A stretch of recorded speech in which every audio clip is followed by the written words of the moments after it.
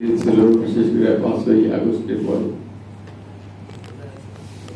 ওনার জীবন ধারণ পদ্ধতি, ওনার সবকিছুই আমি খুব ভালোবাসতাম। যে ওনাকে ব্যক্তিগতভাবে আমি খুব পছন্দ করতাম।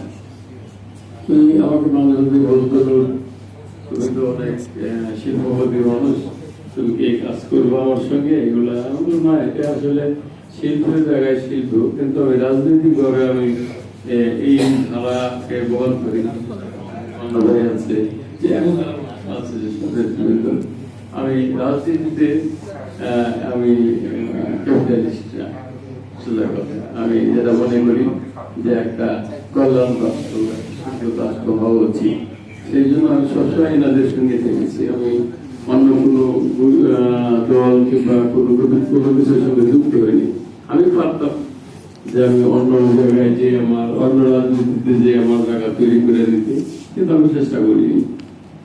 যাই হোক, সবাই আছে, আরো বক্তব্য অনেকেই স্মরণ করবেন ওনার কথা। শুধু আমি এটুকু বলবো যে আমরা এই স্যারের দীর্ঘ জীবন নিয়ে আমি হারুনকে অনুরোধ করবো। ইতিমধ্যে সাইফুল্লাহ যে কথাটা বলে গেছে যে ওনার প্রথম মৃত্যু বার্ষিকী যখন আমরা পালন করবো, তখন যেন ওরা জীবন নিয়ে একটা স্মারক কথা সোনারবাংলা পার্টি থেকে প্রকাশ করে আমি হারুনকে করবো, এবং আমি আমার পক্ষ থেকে যতটুকু সহযোগিতা করবো।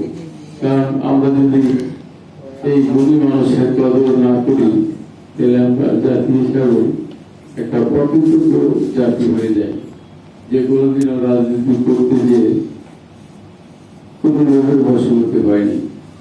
যাই হোক, আমি আর বললে অনেক কিছু করা যাবে, শুধু আমি ভারতবর্ষের এইটুকু বলবো যে আপনারা অনেকে সহায়ক করছেন, সবাই উপস্থিত হয়েছে, ওনার জন্য দোয়া করবেন, ওনার আত্মার জন্য মাফরত কামনা করবেন। আমরাও দোয়া করি আল্লাহ যেন ওনাকে সুস্থ পরবর্তী জীবনে সুখী করে জান্নাত লাভ করেন।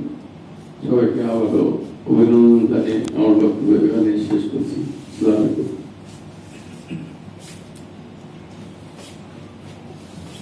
ধন্যবাদ। এখন স্যারের প্রতি এবং আমাদের প্রিয় নেতা মিরাজ ভাইয়ের প্রতি শ্রদ্ধা